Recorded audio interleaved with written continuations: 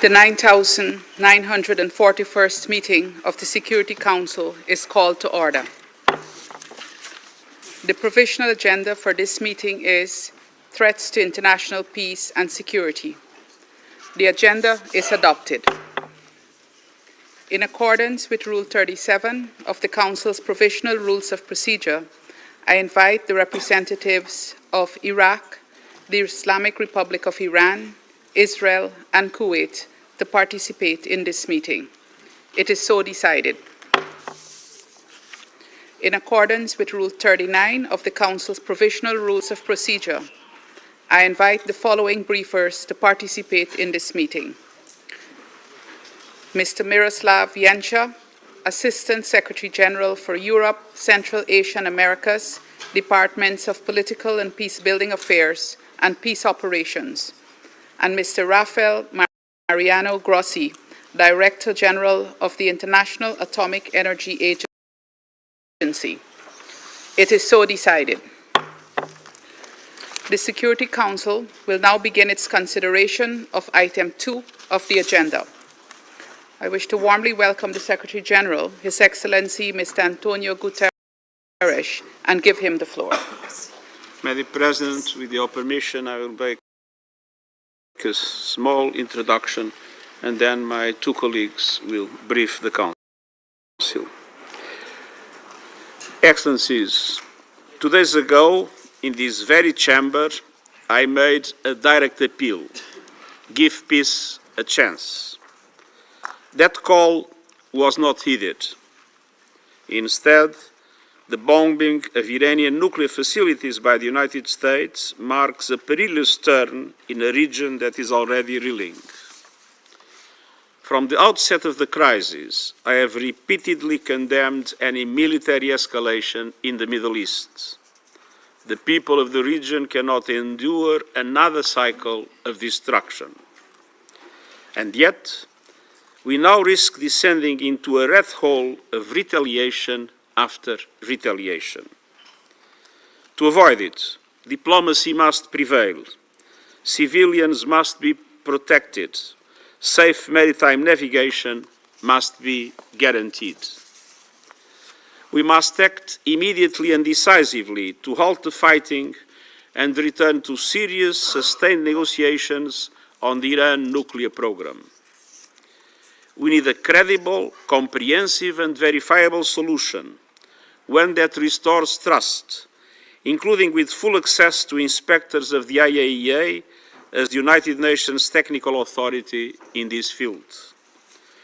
The Non-Proliferation Treaty is a cornerstone of international peace and security. Iran must fully respect it. And all Member States must act in accordance with their obligations under the UN Charter and other rules of international law, including international humanitarian law. The United Nations stands ready to support any and all efforts toward a peaceful resolution. But peace cannot be imposed. It must be chosen. Madam President, we face a stark choice. One path leads to wider war, deeper human suffering, and serious damage to the international order. The other leads to de-escalation, diplomacy, and dialogue. We know which path is right, and I urge this Council and all Member States to act with reason, restraint, and urgency. We cannot and must not give up on peace. Thank you. I thank the Secretary General for his remarks, and I now give the floor to Ms. Miroslav Jenča. Madam President, on the evening of 21 June, the President of the United States announced that the US military conducted strikes against the Fordow, Natanz, and Isfahan nuclear facilities in Iran. Shortly thereafter, the Atomic Energy Organization of Iran confirmed that the attacks around the nuclear sites had taken place. Iranian state media indicated the 3 sites had been evacuated and the highly enriched uranium stockpile transferred in advance. Iran has said there were no immediate signs of radioactive contamination at the 3 locations following the strikes.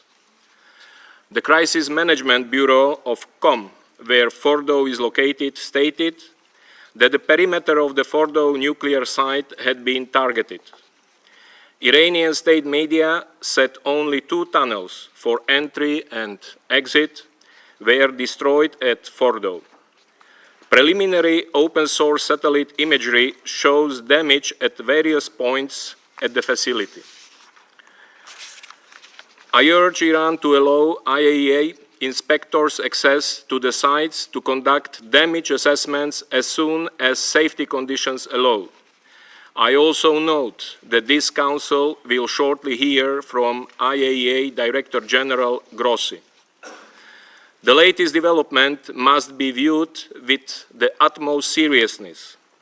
It marks a dangerous escalation in a conflict that has already devastated many lives in both countries, in a region on the edge. It is a direct threat to international peace and security. Madam President, Under-Secretary General Di Carlo told this Council only 2 days ago that we were teetering on the edge of a full-blown conflict. I fear we are now in that dangerous moment. Meanwhile, the hostilities between Israel and Iran continue and are now in their 10th day.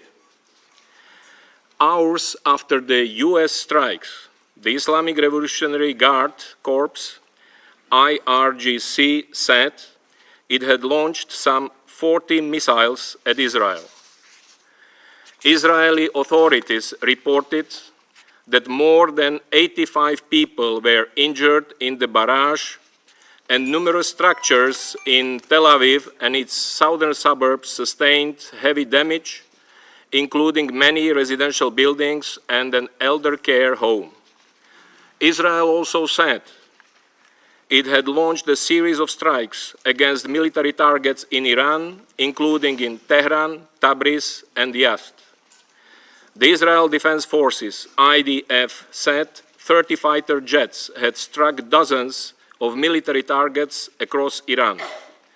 Iranian media reported several civilian fatalities, including children, and damage to homes and other civilian infrastructure. Earlier, on 21st June, Israel attacked for a second time since 13 June the Isfahan nuclear complex, hitting 6 buildings. According to Iran's Ministry of Health, as of 21st June, 430 people have been killed and more than 3,500 others injured due to Israeli strikes across Iran. Most have been civilians. According to Israeli authorities, 25 Israelis have been killed and 1,300 more have been injured since the beginning of exchanges with Iran. Madam President, the conflict risks engulfing the region in further instability and volatility. Some non-state armed groups aligned with Iran warned against US involvement. The Houthis in Yemen and some armed groups in Iraq vowed to attack if the US intervened in the conflict between Israel and Iran. Iran's parliament unanimously expressed support for measures to close the Strait of Hormuz, a vital maritime route for global energy transit. Iran's Supreme National Security Council would need to take the final decision. I recall the rights and obligations of all states under international law in relation to maritime navigation. Madam President, the Middle East cannot afford yet another violent conflict where civilians pay the price of military confrontations. And the world will also not be spared from the ramifications of this dangerous conflict. I echo the Secretary General's call on Member States and on the members of the Security Council to de-escalate and to uphold their obligations under the UN Charter, notably the obligation to settle their international disputes by peaceful means and other rules of international law. All states must live up to their nuclear commitments. All parties to the conflict must also comply with the relevant rules of international humanitarian law in the conduct of their military operations. There is no military solution to this conflict. We need diplomacy, de-escalation, and confidence building now. Thank you, Madam President. Thank Mr. Yencha for his briefing, and I now give the floor to Mr. Rafael Mariano Grossi. Thank you very much, Madam President. I would like to thank the Secretary General for his permanent support to the IEA and myself in the discharge of my duties. I also like to thank the Assistant Secretary General for his intervention right now. I have convened a special session of the Board of Governors of the IAEA tomorrow morning in Vienna to continue the consideration of this issue that this body has started today, or has continued today, rather. Secretary General, Madam President, dear permanent representatives, colleagues, the nuclear non-proliferation regime that has underpinned international security for more than half a century is on the line. The dramatic events in Iran have become even more serious with last night's bombardments and the potential widening of the conflict. We have a window of opportunity to return to dialogue and diplomacy. If that window closes, violence and destruction could reach unthinkable levels, and the global non-proliferation regime, as we know it, could crumble and fall. Iran, Israel, Iran, the Middle East need peace, and there is a path for diplomacy. We must return, as the Secretary General just said, to the negotiating table and allow the IAEA inspectors, the guardians of the NPT, to go back to Iran's nuclear sites and account for the stockpiles of uranium, including, most importantly, the 400 kilograms of enriched uranium at 60%. Any agreement, ladies and gentlemen, any arrangement will have as a prerequisite the establishment of the facts on the ground. This can be done only through IAEA inspections. IAEA inspectors are in Iran, and they must do their job. This will require a cessation of hostilities so that Iran can let the teams into the sites under the necessary safety and security conditions. Any special measures by Iran to protect its nuclear materials and equipment can be done in accordance with Iran's safeguards obligations with the agency. This is possible. Madam President, based on the information available to the IAEA, let me update you on what has occurred at Iran's nuclear sites since I last addressed this Council 3 days ago. Craters are visible at the Fordow site, Iran's main location for enriching uranium at 60%, indicating the use by the United States of America of ground-penetrating munitions. This is consistent with statements from the United States. At this time, no one, including the IAEA, is in a position to assess the underground damage at Fordow. At the Isfahan nuclear site, additional buildings were hit overnight, with the US confirming their use of cruise missiles. Affected buildings include some related to uranium conversion process. Also, at this site, entrances to tunnels used for the storage of enriched material appear to have been hit.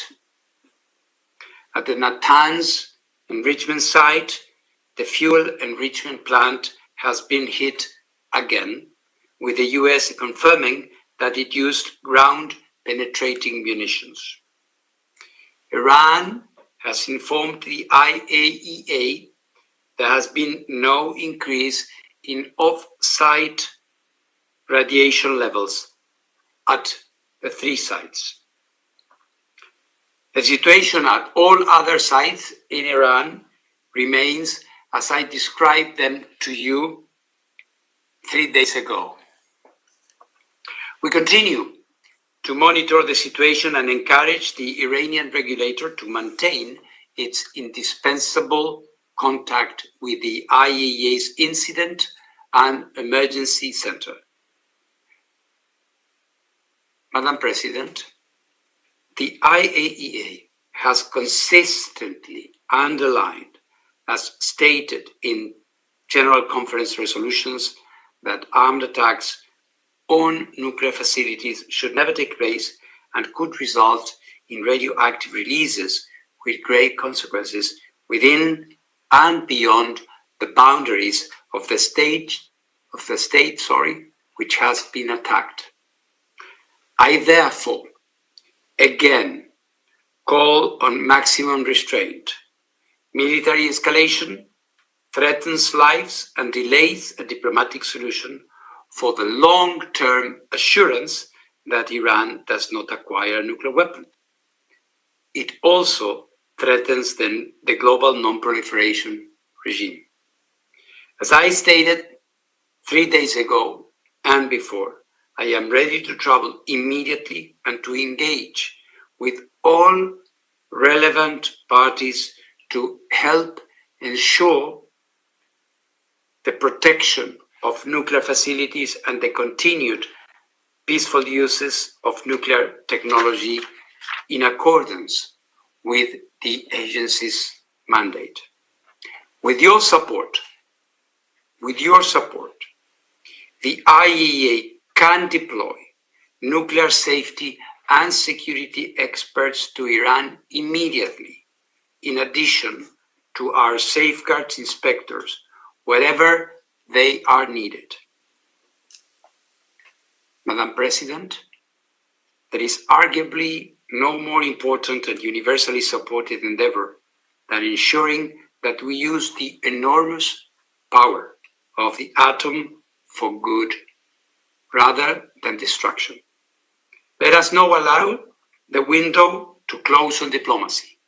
Let us not allow the non-proliferation regime to fail.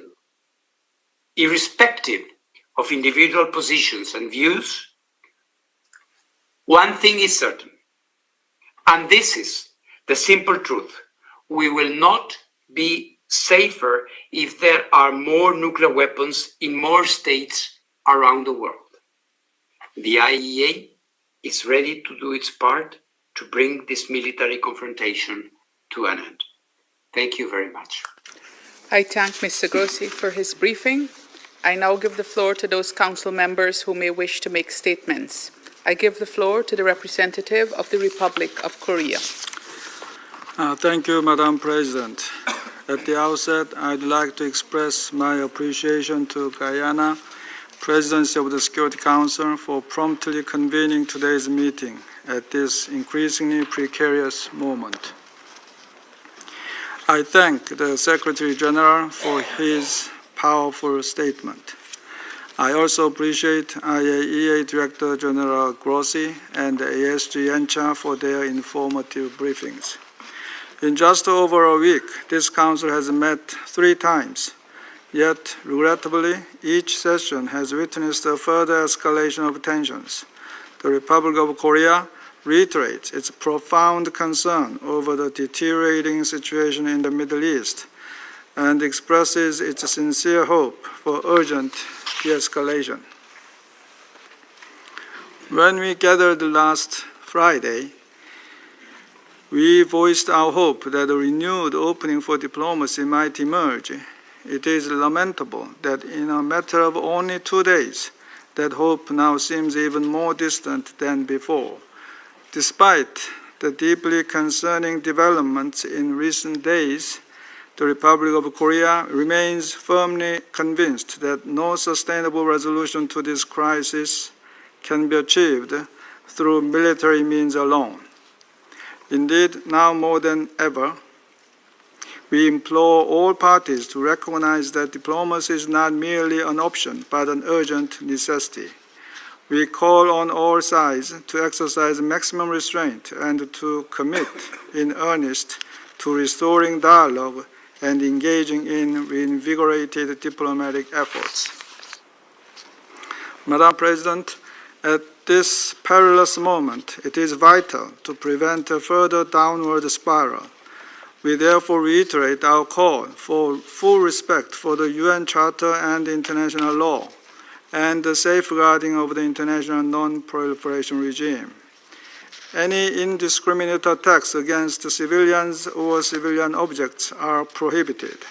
This is an absolute principle that must be upheld, especially as the situation grows ever more volatile.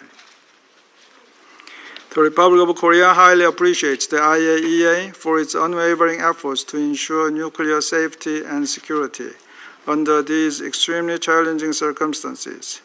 We also remain mindful of the safeguards implications of the current crisis. All parties need to return to the table so both military actions and nuclear safeguards concerns can come to an end. In conclusion, Madam President, it is imperative to avoid any further military escalation and prevent a spread of the conflict. We strongly hope that a renewed window for diplomacy will open again. Thank you. I thank the representative of the Republic of Korea for his statement, and I give the floor to the representative of Sierra Leone. Thank you, Madam President. Madam President, I thank you for convening this emergency meeting of the Security Council. The gravity of the situation in the Middle East demands the Council's immediate attention as it discharges its primary responsibility to maintain international peace and security. I thank His Excellency Antonio Guterres, Secretary General of the United Nations, for his introductory statement. And I also thank Assistant Secretary General Miroslav Janka and Director General Rafael Grossi of the IAEA for their timely and important briefings. Sierra Leone aligns with the Secretary General's call for immediate de-escalation to avert, and I quote, catastrophic consequences for civilians, the region, and the world, end of quote. While guided by our earlier interventions at meetings held on the 13th and 20th June on this situation, the alarming developments compel this Council to act with urgency. We are concerned to note that less than 24 hours ago, the United States of America struck nuclear facilities at Fordo, Natanz, and Isfahan in the Islamic Republic of Iran.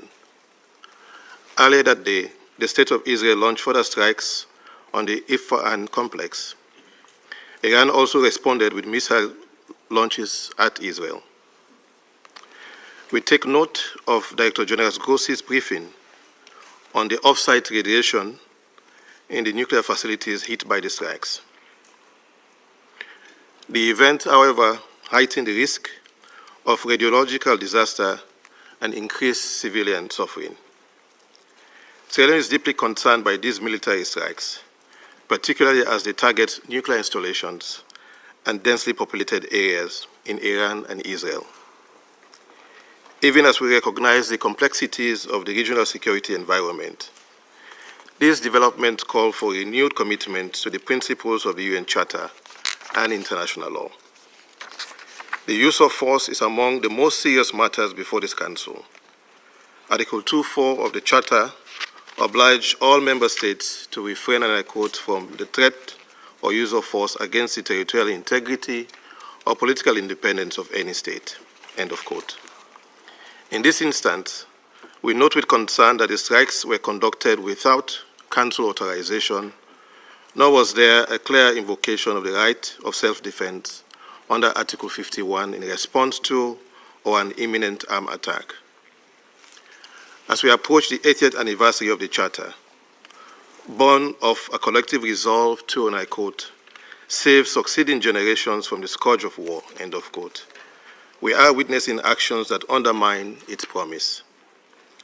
These attacks starkly contrast the spirit of collective security envisioned in San Francisco. We underscore that collective security remains the bedrock of the rules-based international order and calls for strict and consistent adherence to the UN Charter. Madam President, the targeting of nuclear facilities heighten our concerns. International humanitarian law requires particular caution regarding such sites due to the potential for grave humanitarian and environmental harm. The IAEA has repeatedly affirmed that attacks or threats against nuclear facilities devoted to peaceful purposes violates the Charter, the IAEA Statute, and international law. We therefore stress the critical importance of upholding the Treaty on the Non-Proliferation of Nuclear Weapons, the cornerstone of the global non-proliferation and disarmament architecture.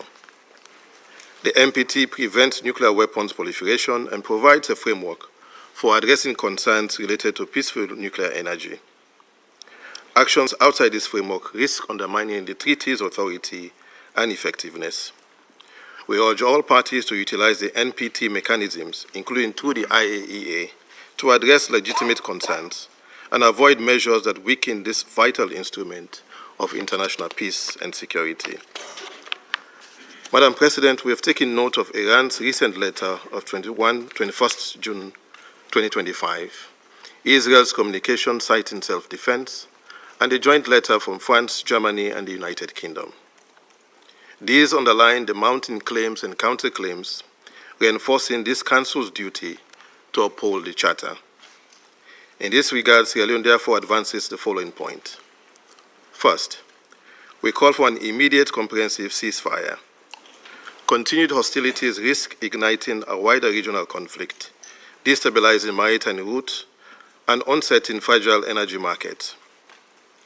There is no military solution. We urge all parties to engage in diplomatic talks and resume structured dialogue towards restoring Resolution 2231 and a joint comprehensive plan of action before remaining measures expire on 18th June 2025. The potential broader consequences of an escalating conflict must not be overlooked. Disruption of key shipping lanes could severely affect small and developing economies, particularly those still recovering from the COVID-19 pandemic and grappling with debt distress. Such disruptions risk inflaming our human and common insecurities, economic distress, disaffection among youth, irregular migration, and fragile social cohesion far beyond the region. Second, we demand strict protection of civilians and civilian infrastructure. We have already been briefed by ASG Yencha on the civilian casualties in Iran as well as in Israel since 13th June. Hospitals, power stations, and homes have suffered damage. We call for safe corridors for medical evacuation and humanitarian relief in line with international law. Third, we emphasize that the NPT remains central to global security. We urge Iran to continue full cooperation with the IAEA and resolve outstanding safeguard issues. We equally urge restraint by all states to protect the integrity of the NPT. Fourth and lastly, we support full IAEA verification, transparent use of the procurement channel, and provisional application of the additional protocol as confidence-building measures essential to regional stability. In closing, Madam President, we must recall that immense power brings immense responsibility. States, including those entrusted with great power by the UN Charter, have a duty to act in ways that uphold peace, security, and a rules-based order. Setting aside the Charter's principle risk weakening the safeguards that protect us all and may embolden unilateral actions elsewhere. At this difficult moment, Sierra Leone appeals for de-escalation, restraint, and the pursuit of diplomacy. Let us remember that behind geopolitical decisions are the lives of ordinary people, men, women, and children, who look to this Council to safeguard their peace, security, and dignity. We hope that our actions will honor that trust and the promise of San Francisco. I thank you. The representative of Sierra Leone for his statement, and I give the floor now to the representative of the United Kingdom. Thank you, President, and thank you for convening this meeting.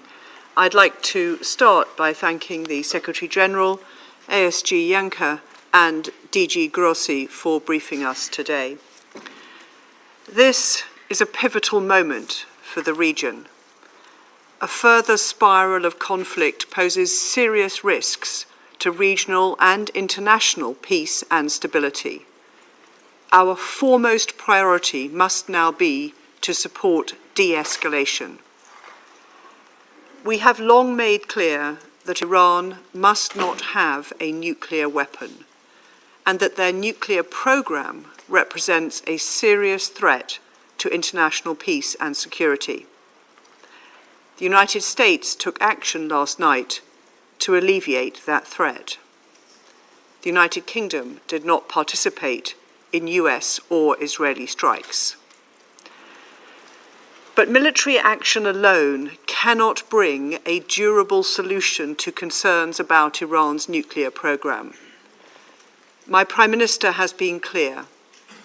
We urge Iran now to show restraint, and we urge all parties to return to the negotiating table and find a diplomatic solution, which stops further escalation and brings this crisis to an end.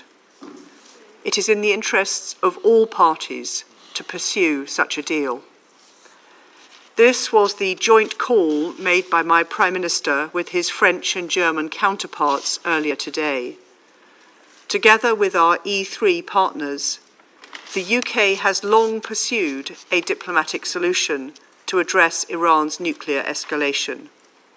On Friday, alongside E3 and EU colleagues, my Foreign Secretary met Iranian Foreign Minister Araghchi in Geneva to press directly for a return to diplomacy.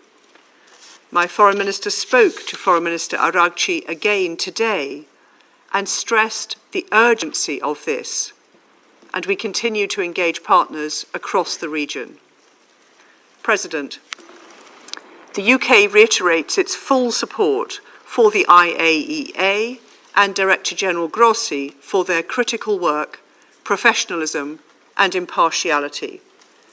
The IAEA and the Non-Proliferation Treaty are key pillars of international security. Threats against IAEA staff and the DG are unacceptable. We urge Iran to cooperate fully with the IAEA. Failure to do so will only further fuel escalation. President, now is the time for de-escalation and a return to diplomacy. It is essential Iran chooses this path. I thank you. I thank the representative of the United Kingdom for her statement, and I now give the floor to the representative of France. Merci, Madame la Présidente. Thank you, Madam President. Madam President, I first of all wish to thank the Secretary General of the United Nations for his statement 2 days following the statement he made when he warned us about just how grave the situation was. I wish to also thank the Assistant Secretary General, Mr. Miroslav Zięcia, and I thank the Director General for the International Atomic Energy Agency, Mr. Rafael Grossi. I thank them all for their briefings that bear witness to the extremely grave nature of the situation. Madam President, it is with concern that France learned of the strikes conducted by the United States against 3 nuclear sites in Iran. France did not participate neither in the planning nor conduct of these operations. We urge all parties to demonstrate the utmost restraint and to prevent any and all risks of escalation. Now is the time for strikes to cease, for de-escalation and for negotiation. Civilian populations must be spared at a time when strikes exchanged between Iran and Israel have produced too many civilian victims. We particularly call upon Iran to refrain from all reprisals, to cease its nuclear escalation and to opt for diplomacy, as we encourage them to do on last Friday in Geneva. That was also the message conveyed by the President of the Republic, Emmanuel Macron, to his Iranian counterpart during a talk today. It is of imperative importance to guarantee the region's stability. The President of the Republic also spoke today with the Crown Prince of Saudi Arabia, the Sultan of Oman, the President of the UAE and the Emir of Qatar to convey that we were fully engaged on this matter. The conflict broadening in scope would pose a grave risk to Israel's security, for the security of the region, and for international peace and security. That is the common message espoused by the President of the Republic and shared with Britain and Germany and their leaders. We took note of these statements made by the IAEA, according to which no increase in levels of radioactivity had been seen around the sites struck. I here support France's full support for the DG of the IAEA and its personnel. Once again, in difficult circumstances, the personnel and the Director General are demonstrating their professionalism and devotion. Iran must, as a matter of urgency, return to the path of full cooperation with the agency. Madam President, we've always affirmed that Iran must not and could not ever obtain a nuclear weapon. Iran acquiring such a weapon would constitute a threat for the security of Israel in the region. It would also pose a direct threat to the security interests of France and Europe and would imperil the international non-proliferation architecture. France's position has remained unchanged for more than 20 years. There is only a diplomatic solution to the crisis provoked by the Iranian nuclear program. That conviction in recent days prompted France alongside its E3 partners to take the initiative of discussions with Iran. The Minister for Europe and Foreign Affairs, Jean-Noël Barrot, was in Geneva on Friday for that meeting with his Iranian counterpart and his partners in E3 and the European Union. In that framework, we once again voiced our concerns sparked by the Iranian nuclear program. The dangerous escalation of that program has been documented in recent years by IAEA. They said they were not able to assure its exclusively peaceful nature. We reaffirmed our resolve to ensure that Iran never acquire a nuclear weapon in accordance with its obligations under the Non-Proliferation Treaty and the 2015 agreement commitments.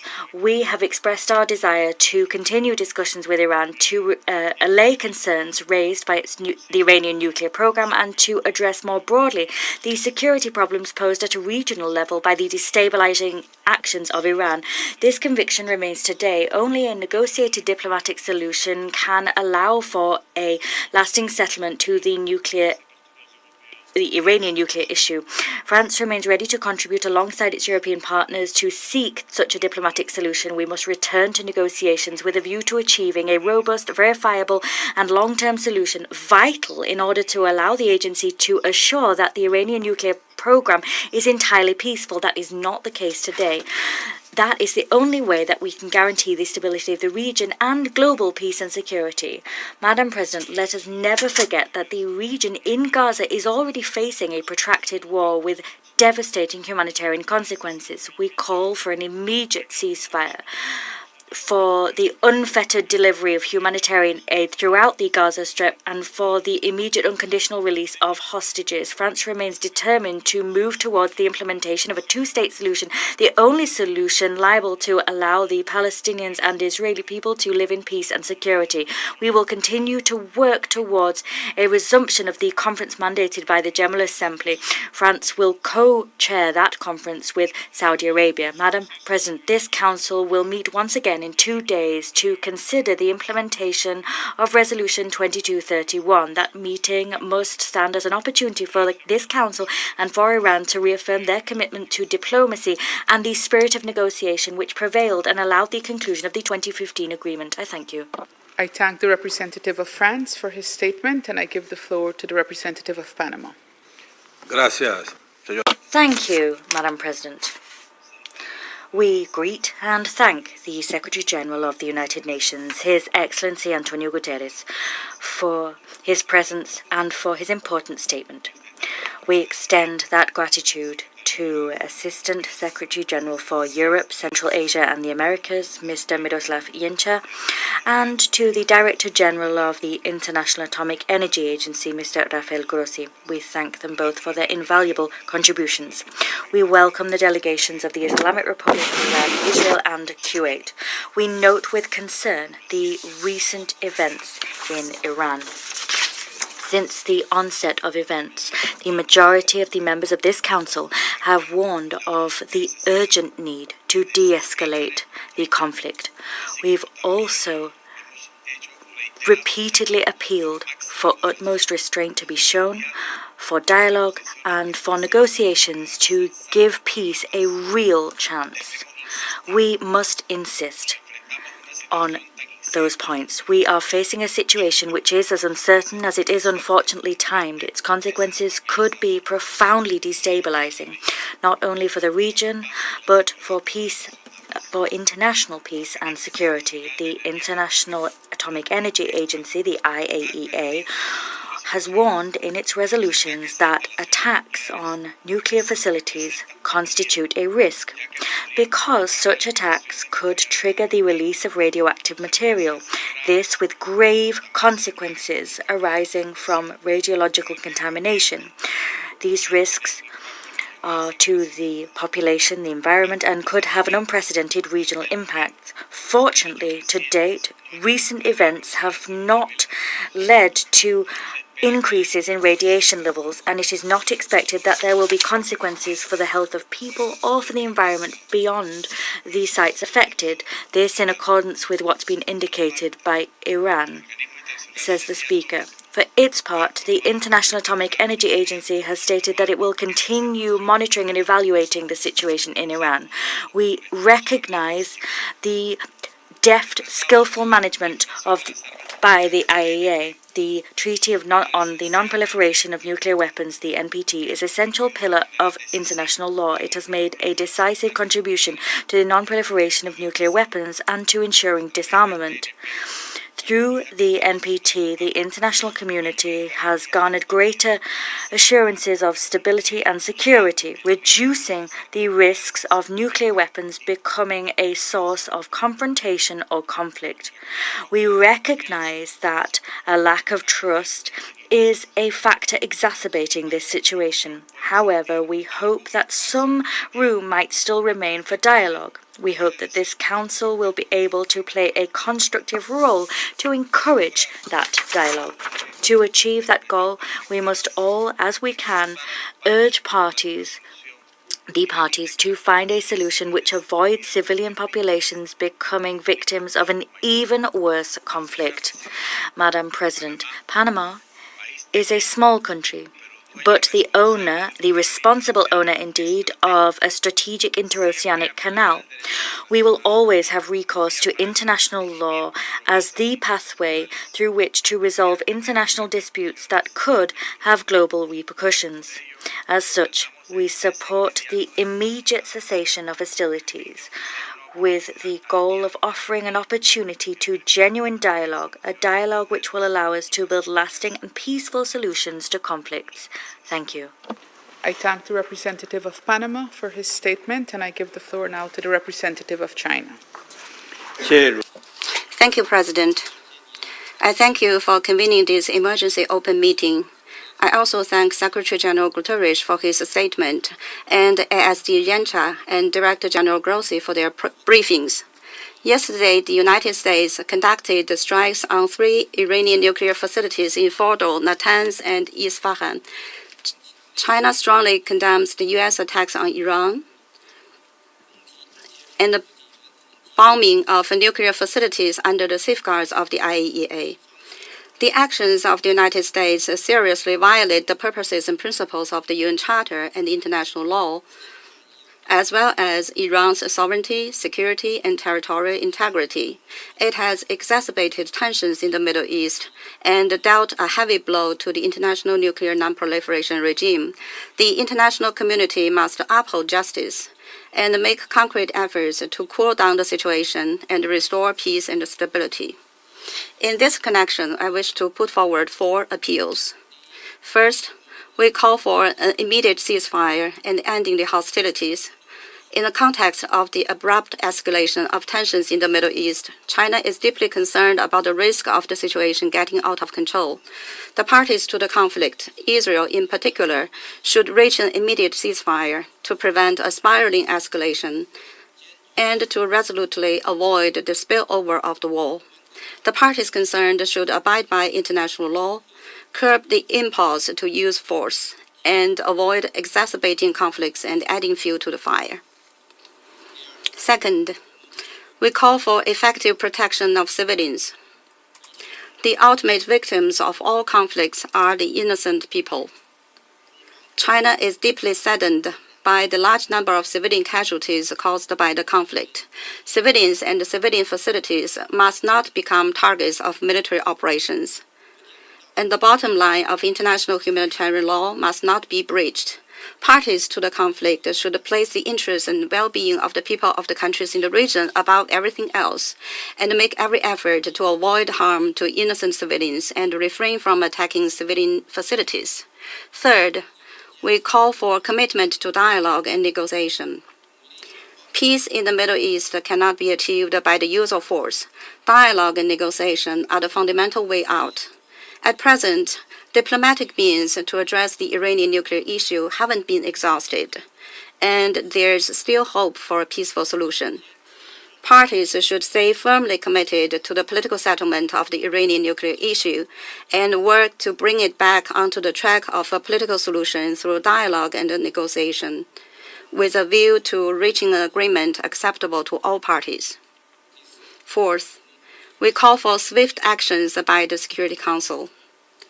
The Security Council has the primary responsibility for the maintenance of international peace and security, and cannot stand idly by in the face of a major crisis. Russia, China, and Pakistan have proposed a draft resolution calling for an immediate and unconditional ceasefire, the protection of civilians, respect for international law, and engaging in dialogue and negotiation. We hope that Council members can demonstrate their strong sense of responsibility by jointly supporting the draft resolution to enable the Security Council to fulfill its responsibilities for the maintenance of international peace and security. China stands ready to work with the international community to foster synergy, uphold justice, and make unremitting efforts to restore peace and stability in the Middle East. Thank you, President. I thank the representative of China for his statement, and I now give the floor to the representative of Greece. Thank you, Madam President. Let me start by thanking the Secretary General for his introductory remarks, as well as Assistant Secretary General Yencha and Director General Grossi for the informative and timely briefings. Madam President, this is the third time in 10 days that this Council has been convened in an emergency meeting, and rightfully so. The situation is now more dangerous than at any point since June 13th. What the Secretary General referred to as a defining moment for our collective future has now become a reality. We have taken note of the military action against nuclear-related sites in Iran and are monitoring with concern the evolving situation very closely. Madam President, allow me to raise the following 3 points. First, we reiterate our call upon all parties to show restraint. There is no need for more violence, especially given the potential grave consequences. It is critical for the AEAI inspectors to be able to resume their activity and check on the status of the stockpiles of enriched uranium, as well as of the remaining enriching capabilities of Iran. This is essential as the global non-proliferation architecture and regional and potentially global security come under intense stress. Second, I must reiterate a strong concern over the nuclear program of Iran, which should never be allowed to have nuclear weapons. We have time and again warned against non-compliance with the legally binding safeguards and JCPOA obligation. Against this background, Israel has the right to protect itself and live in peace and security with its neighbors. We can argue in this chamber, and so many times we have done, on whether Iran's nuclear program was exclusively peaceful or not. However, whatever the case may be, such high levels of enriched uranium in a region as volatile as the Middle East cannot but generate extreme uncertainty and instability.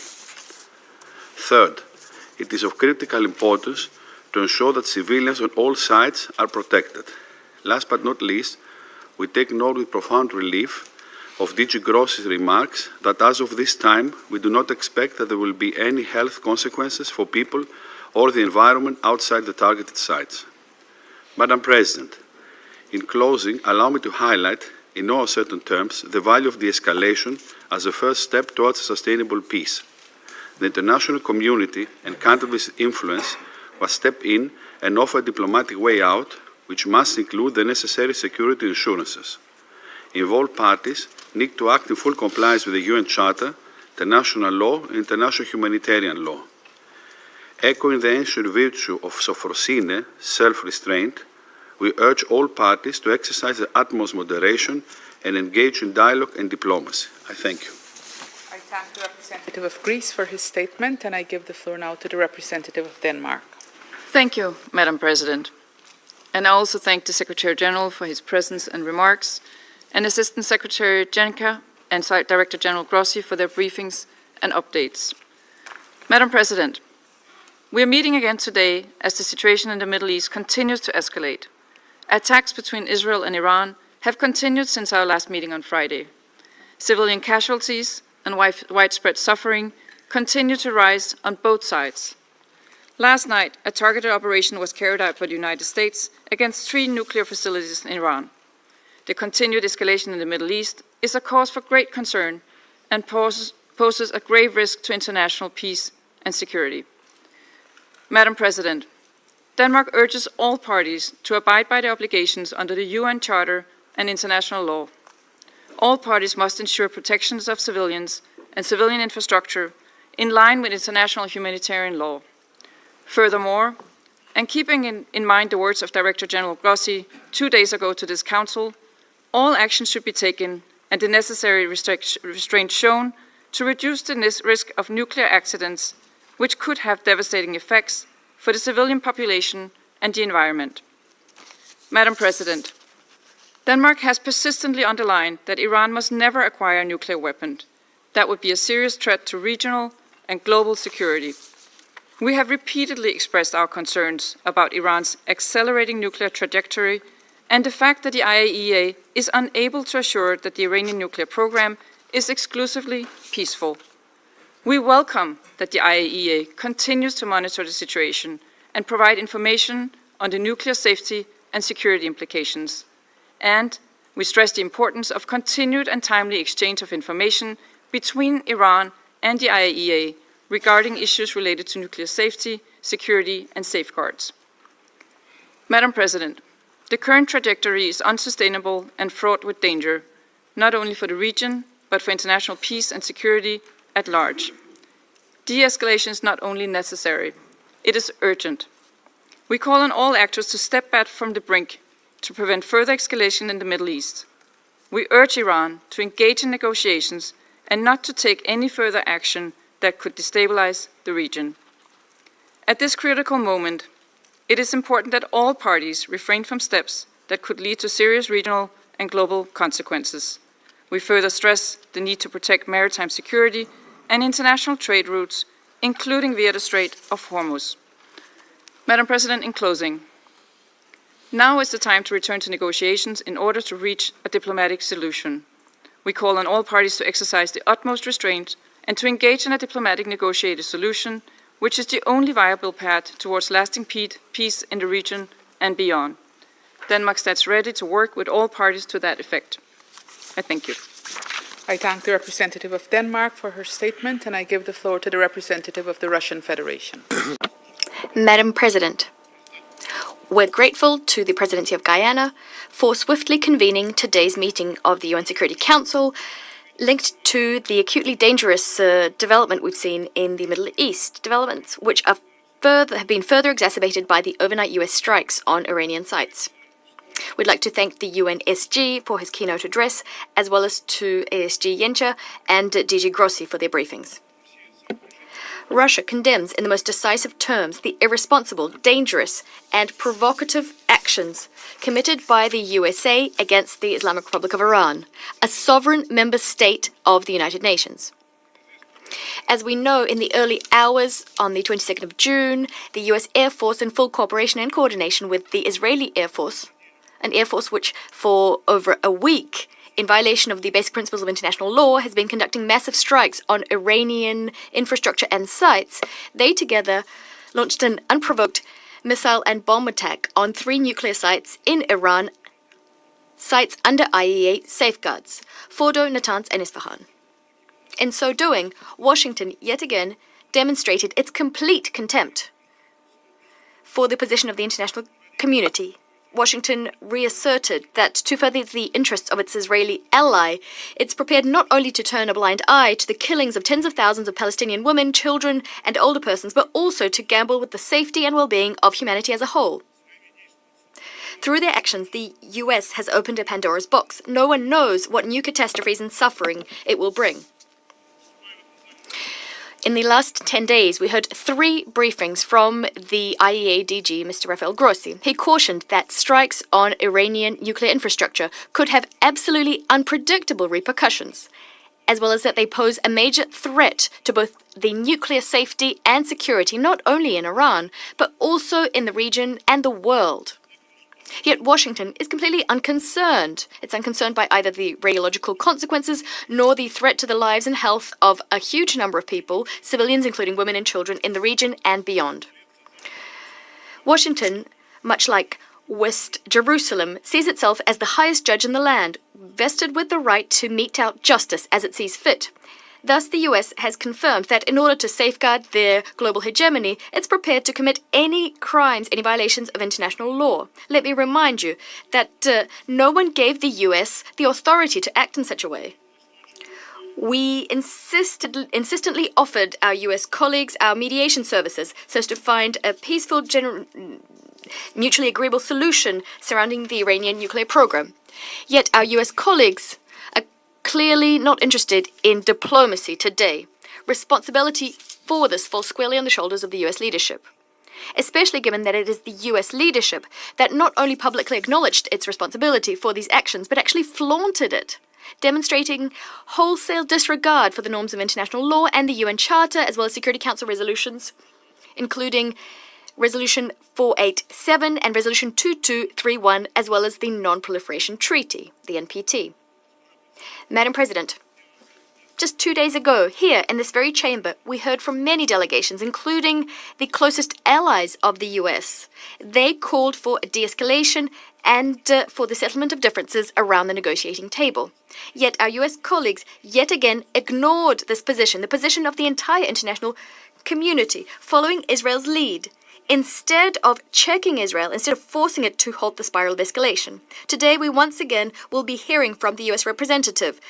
We'll be hearing cynical statements about readiness to return to the negotiations table, as if there were no strikes using heavy payload bombs on Iran. Clearly, this is being done to hypercritically subsequently portray Tehran as the party that spoiled the negotiations process, the party that's supposedly undermining stability in the Middle East.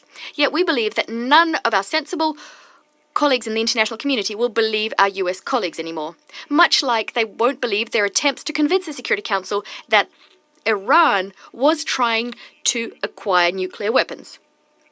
Let me remind you that back in March, high-ranking US intelligence officials said that the US does not have information about Tehran's attempts to develop military nuclear capabilities.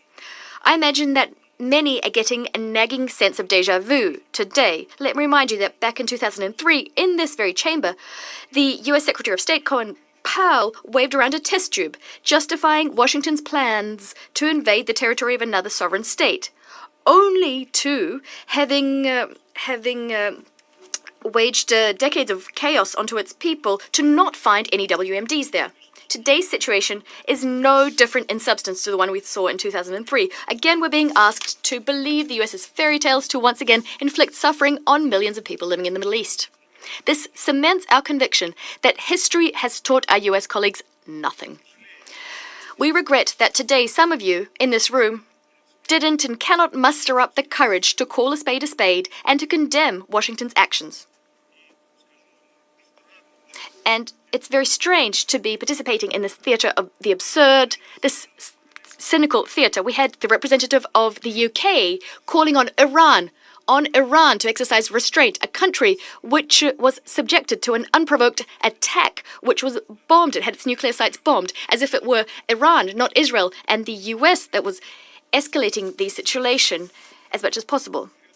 They're calling on Iran to exercise restraint. This is something other council members are doing. We've seen a lot of hypocrisy in this room, but this takes the biscuit.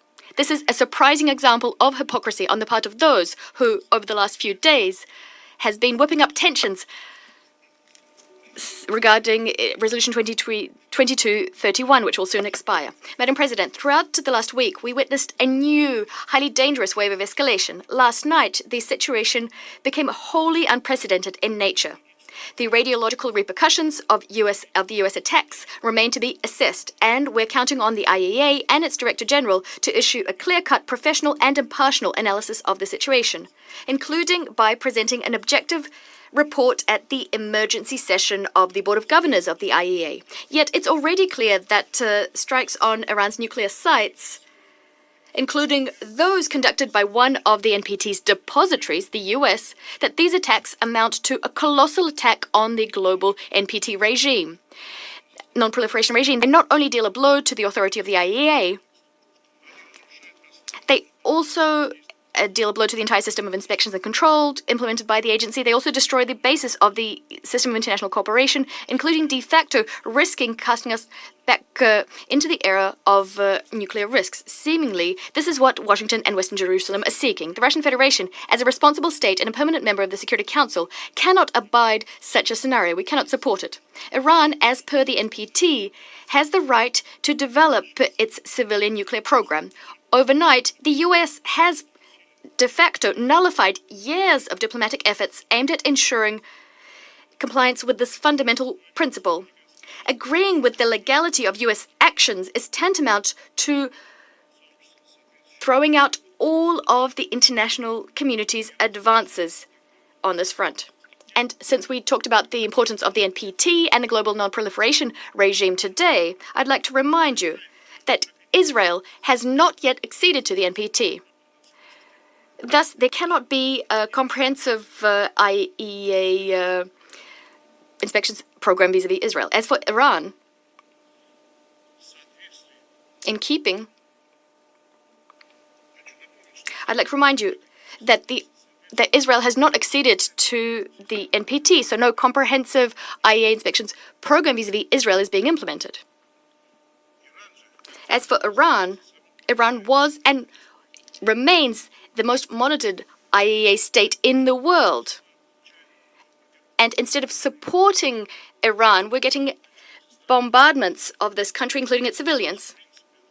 This is a country, and this is being done by a country which has, in principle, refused to sign the NPT. This is an outrageous, cynical situation. It's very strange that the IAEA DG did not say a word about this, nor did he call on Israel to join the NPT, not once. Madam President, I think that everyone in this room can see full well that unless we stop the escalation, the Middle East will find itself on the verge of a large-scale conflict with unpredictable consequences for the entire international security system. Plus, the entire world might end up on the verge of a nuclear disaster. We call for an immediate cessation of aggressive actions by Israel and the US, restraint on the part of all parties, and return into the fold of international diplomacy and the negotiations process. Yet, calls on the part of UN Security Council members are not enough. Based on the provisions of the UN Charter, and these are the very same provisions that those who are hypercritically staying silent today call for the respect for in other cases. On the basis of these provisions, the Security Council is simply duty-bound to craft a collective decision which would make unacceptable strikes on Iranian nuclear infrastructure, which are under IAEA safeguards. To this end, we need, first and foremost, a clear-cut legal and political assessment of what happened. For all those who are not pursuing any hidden agendas nor double standards, this is patently obvious. To this end, the Russian Federation, China and Pakistan have prepared and disseminated this morning a short and balanced UN Security Council draft resolution, including a call for an immediate and unconditional ceasefire and for a search for a diplomatic solution surrounding the Iranian nuclear program. The text reflects the positions of an overwhelming majority of Security Council members expressed at our meetings held on the 13th and 20th of June. We're counting on the support of all Security Council members to ensure that the Council can, as soon as possible, send a signal about the need to immediately end the violence, something that the Secretary General again called for, inter alia. Unless the Security Council takes a clear-cut and principled position, further escalation is inevitable. We call on all Security Council members to adopt a responsible approach and to support the proposed draft. I thank you. I thank the representative of the Russian Federation, and I give the floor now to the representative of the United States. Thank you, Madam President, and thank you, Secretary General Antonio Guterres, Assistant Secretary General Miroslav Jenča, and Director General Rafael Grossi for your continued attention on this urgent matter of international peace and security. Madam President, last evening, U.S. military strikes targeted nuclear facilities in Fordo, Natanz, and Isfahan with the aim of dismantling Iran's nuclear enrichment capacity and stopping the nuclear threat posed by the world's foremost state sponsor of terror. This operation sought to eliminate a long-standing but rapidly escalating source of global insecurity and to aid our ally Israel in our inherent right of collective self-defense, consistent with the UN Charter. For 40 years, the Iranian government has called for death to America and death to Israel, and posed a constant menace to the peace and security of its neighbors, the United States, and the entire world. Iran has attacked Israel with hundreds of ballistic missiles and through terrorist proxies. For decades, Iran has been responsible for misery and countless deaths across the Middle East. Iran's government and its proxies have also killed numerous Americans, including American service members in Iraq and Afghanistan. In recent weeks, Iranian officials have intensified their hostile bluster and rhetoric. Iran has long obfuscated its nuclear weapons program and stonewalled good faith efforts in recent negotiations. Madam President, the time finally came for the United States, in the defense of its ally and in the defense of our own citizens and interests, to act decisively. The Iranian regime cannot have a nuclear weapon. Let us be clear. Iran should not escalate. As President Trump said, any Iranian attack, direct or indirect, against Americans or American bases will be met with devastating retaliation. To fulfill its core mission of maintaining international peace and security, this Council must call upon the Iranian regime to end its 47-year effort to eradicate the State of Israel, to terminate its drive for nuclear weapons, to stop targeting American citizens and interests, and to negotiate peace in good faith for the prosperity and security of the Iranian people and all other states in the region. Madam President, a member state here today cast aspersions about hypocrisy and raised the forthcoming meeting on UN Security Council Resolution 2231.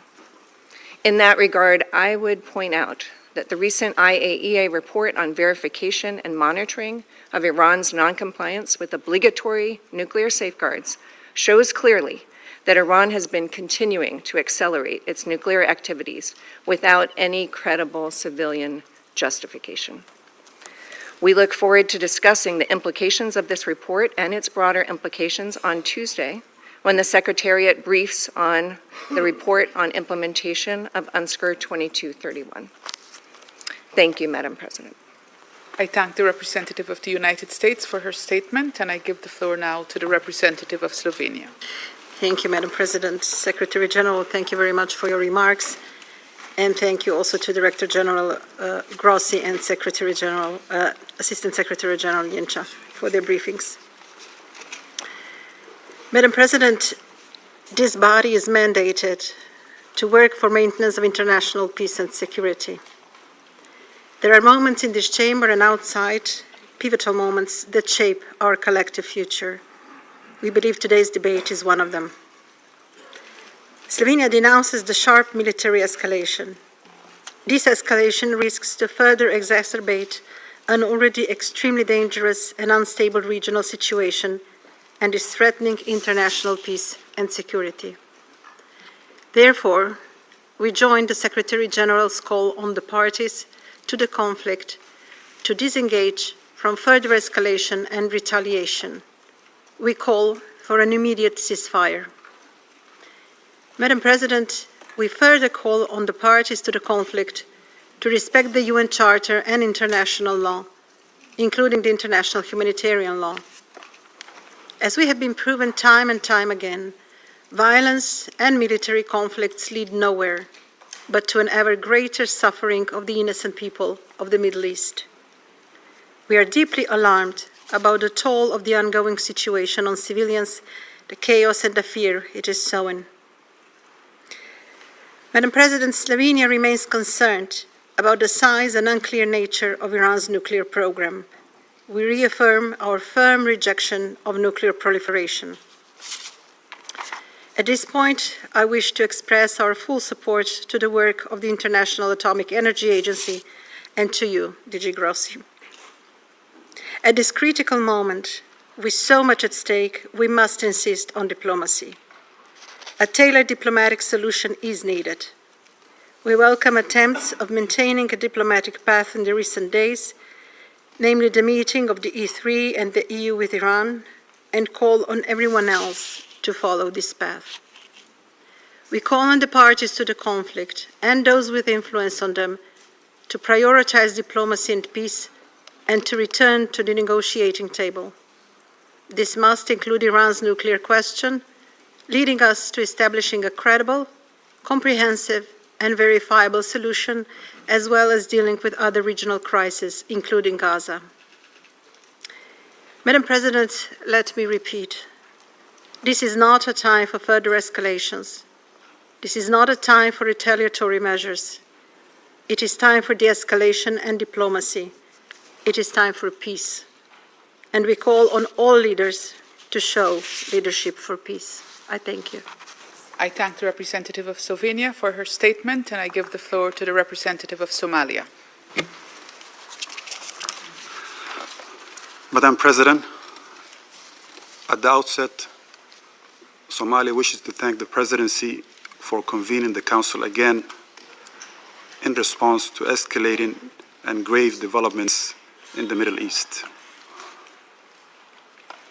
We also extend our appreciation to the Secretary General for his introductory remarks and to DG Grossi and ASG Yanka for their thorough updates on this worrying and rapidly evolving threat to international peace and security in the Middle East. The recent attacks on nuclear facilities of Fordow, Natanz, and Isfahan in Iran represent a perilous escalation that threatens to engulf the entire region in an uncontrollable cycle of violence, suffering, and destruction. Somalia condemns any acts of aggression that violate the sovereignty and territorial integrity of member states. Such actions are in clear contravention of the principles enshrined in the Charter of the United Nations, in particular Article 2, Paragraph 4, which prohibits the threat or use of force against any state. We reaffirm the importance of respecting the sovereignty and territorial integrity of the Islamic Republic of Iran. Our delegation believes that all member states share responsibility to act in accordance with these principles and commitments. Madam President, at this critical moment, 4 urgent actions must guide our collective response. First, uphold international law and the UN Charter. We call for respect of the sovereignty and territorial integrity of all states and adhere to the principles of good neighborliness and to resolve disputes through peaceful means. Violations of these principles imperil countless lives and deepen regional crisis. Second, pursue de-escalation and comprehensive ceasefire. We urge all sides to work towards de-escalation and achieve immediate and unconditional ceasefire in order to restore calm and confidence-building measures. The Security Council must support every diplomatic initiative aimed at reducing tensions and preventing further conflict. Third, the return to negotiations on non-proliferation. Somalia reaffirms the urgent necessity of returning to negotiations regarding the Iranian nuclear program. Our delegation believes that the only viable path forward is a swift recommitment to talks on non-proliferation in line with relevant international resolutions. We further reiterate our call for the establishment of a Middle East zone free of nuclear weapons and for all regional states to join the Treaty on the Non-Proliferation and Nuclear Weapons. Lastly, protection of civilians and safeguarding nuclear facilities. We emphasize the paramount importance of protecting civilians and civilian infrastructure. Also, we urge all parties to exercise restraint and refrain from targeting nuclear facilities, particularly under IAEA safeguards, given the grave risks such actions pose to populations, regional stability, and the environment. Equally important is to guarantee freedom of navigation in international waterways and to refrain from actions that undermine maritime security. To conclude, Madam President, the challenges before us demand a collective, measured response rooted in dialogue, mutual respect, and a renewed commitment to multilateralism. Our delegation stands ready to engage constructively with the international community to advance peace, stability, and security for all states in the Middle East. We urge all parties to act with responsibility and wisdom, placing the well-being of the region's people above all other considerations. Our delegation echoes the SG call to give peace a chance and reiterates its call to seize this moment to redouble efforts for de-escalation and a return to negotiations and a sustainable diplomatic process. I thank you. I thank the representative of Somalia for his statement, and I give the floor to the representative of Pakistan. Thank you, Madam President, for convening this yet another emergency meeting of the Security Council. And I would also like to join colleagues in thanking the Secretary General for his remarks. You couldn't be clearer than that, Secretary General. Thank you. I would also like to thank ASG Shenka and Director General Grossi for their important briefings. Madam President, when the Security Council met for the second time last Friday, following Israel's wanton continuing aggression and unprovoked strikes against Iran, many members warned the international community of this grave violation of the UN Charter and the risk of dangerous escalation.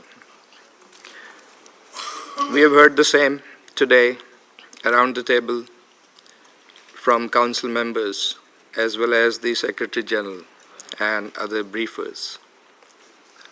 But tragically, developments over the past 24 hours have only confirmed those warnings.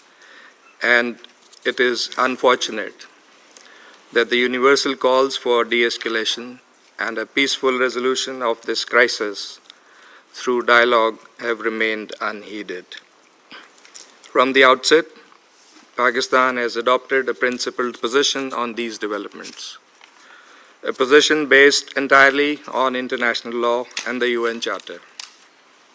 We have thus strongly and unambiguously condemned the Israeli aggression, expressed solidarity and full support for Iran's inherent and legitimate right of self-defense in conformity with the Charter of the United Nations, denounced the unlawful Israeli unilateral strikes on IAEA-safeguarded Iranian nuclear facilities, called for bringing an end to this aggression, advocated cessation of hostilities and for reverting to dialogue and diplomacy for a peaceful, lasting settlement of the Iranian nuclear issue.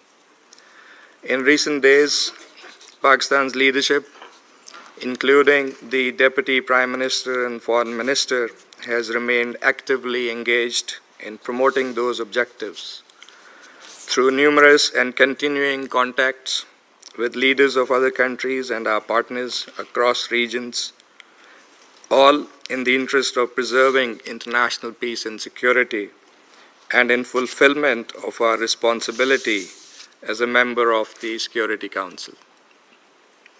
The Council of Foreign Ministers of the OIC meeting in Istanbul has echoed the same call for ending the aggression and supporting de-escalation and a peaceful settlement.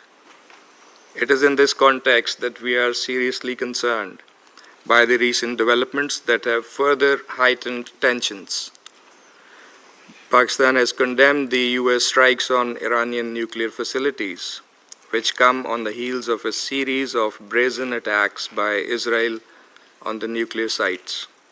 Let me recall that specific targeting of nuclear facilities under IAEA safeguards constitutes a clear breach of international law, the IAEA statute, multiple IAEA resolutions, as well as Security Council Resolution 487. And according to Article 25 of the Charter, the members of the United Nations agree to accept and carry out the decisions of the Security Council in accordance with the Charter. That responsibility to carry out the decisions of the Security Council is heaviest with the members of this Council, particularly the permanent members in the first place. Madam President, we are deeply alarmed by the escalating situation. The sharp rise in tensions and violence as a result of the Israeli aggression and unlawful actions is profoundly disturbing. Any further escalation risks catastrophic consequences for the region and beyond. Pakistan stands in solidarity with the government and brotherly people of Iran during this challenging time. Madam President, these attacks set a dangerous precedent and pose a grave threat to the safety and security of populations across the region, and indeed the world. As the body entrusted with primary responsibility for the maintenance of international peace and security, the Security Council must act urgently and decisively. We share a collective responsibility to, first, unequivocally reject and condemn the attacks against the Islamic Republic of Iran since 13th of June, being in clear contravention of international law and the UN Charter. Threat or use of force must never be condoned. Article 2.4 is crystal clear in this regard, and so is Article 51. Second, denounce the attacks on IAEA safeguarded nuclear facilities, which violate Security Council and IAEA resolutions as well as international humanitarian law. Third, reaffirm the obligation to protect civilian lives and property on both sides.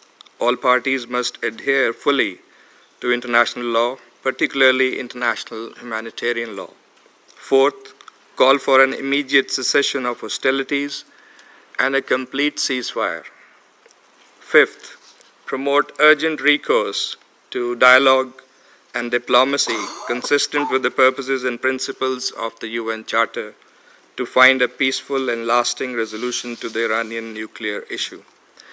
Madam President, in pursuit of these objectives, Pakistan has joined China and Russia in circulating a draft resolution.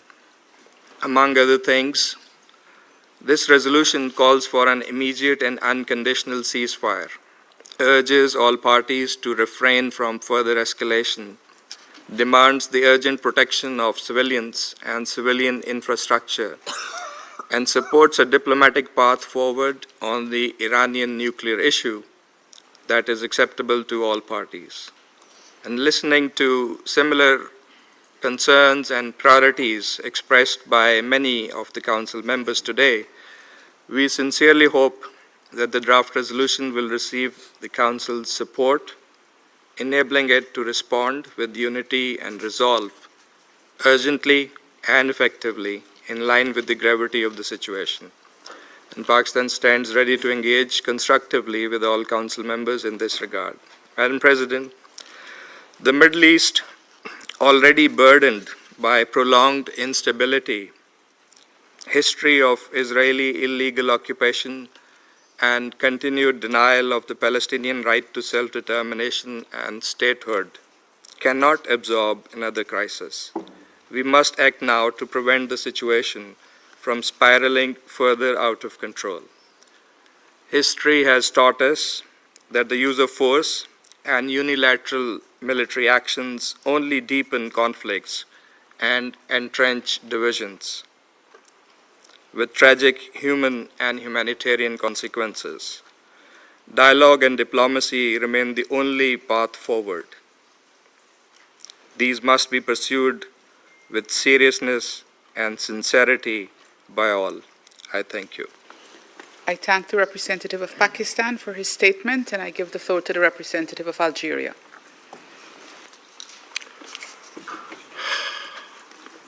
Madam President, I would like to thank you for the prompt scheduling of this meeting.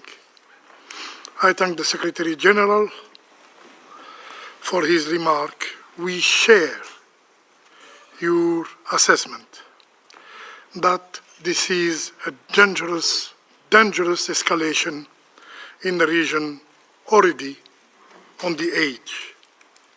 And we echo your pressing call on member states to de-escalate and to uphold their obligation under the UN Charter and other rules of international law. I also thank ASG Jenka and Director General Grossi for their briefings. Madam President, the world, and especially the Middle East, cannot endure another war. Unfortunately, events in the region are accelerating in an alarming pace, pushing the Middle East dangerously close to an apocalyptic scenario.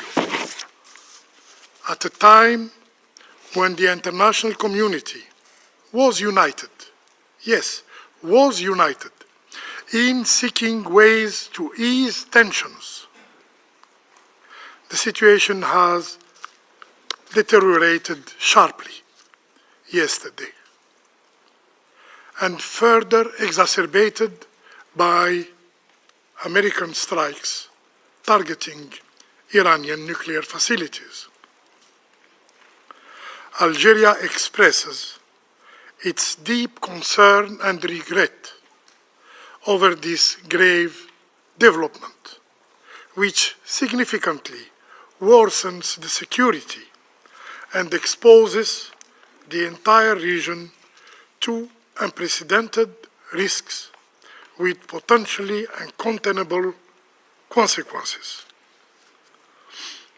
The erosion of the international nuclear security architecture poses a grave threat not only to regional stability, but also to the global peace and security.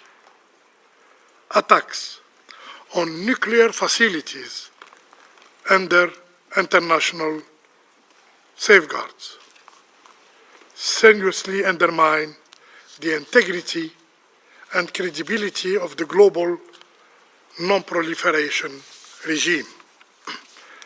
Therefore,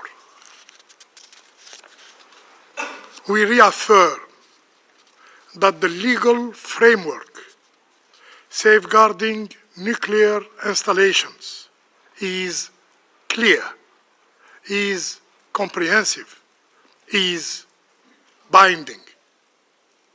Its very existence is precisely to ensure the highest levels of safety and protection for such facilities.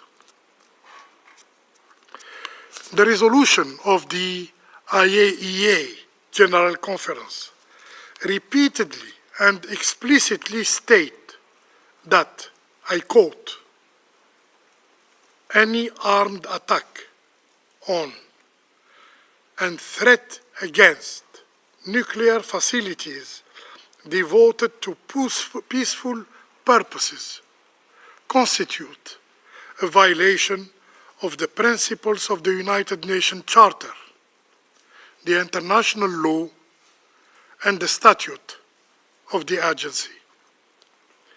These resolutions remain fully valid and applicable to the current situation. Under no circumstances should nuclear facilities be subject to attack. Upholding international law is not optional. It is a binding obligation upon all member states. Madam President, what lies ahead? What space remains for diplomacy?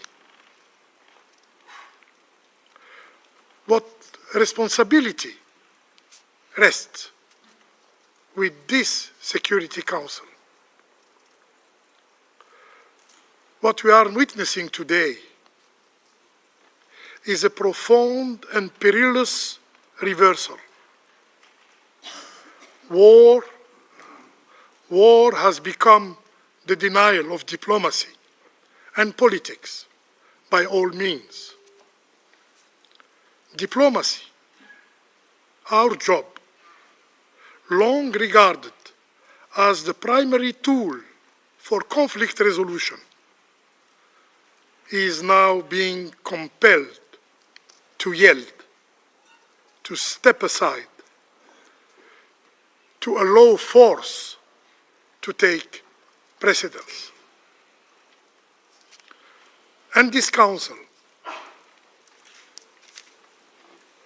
for some, and especially for Middle East issues,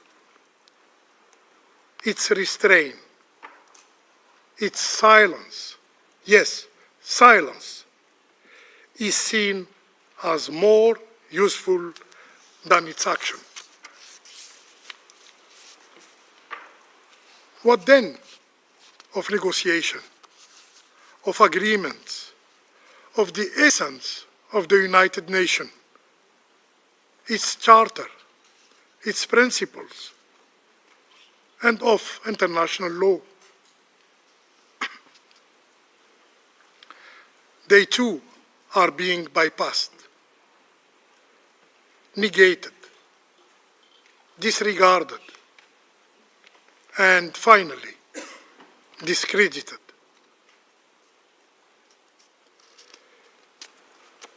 Future generations will remember not only what we said, but what we did, or what we failed to do. We, the Security Council members, especially the elected one. Madam President, to reaffirm Algeria's position clearly, the only viable path forward is a return to diplomacy, an approach rooted in international legality, the principles of the United Nations Charter and the pursuit of a peaceful resolution. We must collectively draw on the lessons of the region's painful history, which clearly shows that military solutions have never succeeded in resolving its complex challenges. Algeria reiterates again its firm call for an immediate ceasefire, a return to the negotiating table, and a sincere commitment by all concerned parties to finding a peaceful and negotiated solution to the Iranian nuclear issue, including the lifting of sanctions. Should I remind what the Charter clearly states? I quote, "All members shall settle their international dispute by peaceful means." End of quote. I thank you. I thank the representative of Algeria for his statement. I shall now make a statement in my capacity as representative of Guyana. I thank you, Secretary General Antonio Guterres, for your presence here today and for your remarks. I also express our appreciation to Assistant Secretary General Miroslav Jenca and IAEA Director General Grossi for responding swiftly to our urgent request to brief the Security Council. Colleagues, just 2 days ago, we met in these chambers and made urgent calls for diplomacy and de-escalation in relation to the ongoing conflict between Israel and Iran. The Secretary General appealed to give peace a chance, and many of us echoed that call. Guyana, like so many other countries, including on this Council, has consistently called for Israel and Iran to exercise maximum restraint and to avoid any miscalculations that would further plunge the region into deeper crisis. Colleagues, for months, we have listened to the increasingly dangerous rhetoric and threats. However, what we need at this time is leadership and diplomacy. In this context, Guyana offers the following considerations. First, what is unfolding in the Middle East concerns us all. We must renew our calls for de-escalation and urge the concerned parties to step back and return to diplomacy and dialogue. We call on influential states to encourage the parties in this direction. Resist the temptation to fan the flames of conflict, given the potentially grave humanitarian and security impacts, as well as the attendant effects on global trade, including oil prices and food security. Second, we urge the members of this Council to urgently address the grave threat posed by this conflict to international peace and security, to uphold their obligations under the UN Charter, and take decisive action to end the hostilities. We must ensure that the parties avoid being trapped in a retaliatory tit-for-tat loop of violence that undermines regional and global peace and security. Finally, the headwinds we face are indeed testing our collective resolve. Guyana reiterates its call for all parties to abide by the principles of the United Nations Charter and to respect and uphold international humanitarian law, particularly the principles of distinction, proportionality, and precaution, and ensure the protection of civilians and civilian objects. We also reiterate that the right to self-defense absolves neither party of their responsibilities and obligations under international law. I thank you. I resume my function as President of the Council. Before opening the floor, I would like to remind all speakers that this is a formal meeting of the United Nations Security Council and of the need to ensure proper decorum in the delivery of their statements and to refrain from personal attacks. I now give the floor to the representative of the Islamic Republic of Iran. Thank you. In the name of God, the compassionate, the merciful, thank you, Madam President, for your valuable effort to promptly convening this emergency meeting in your capacity as the President of the Security Council.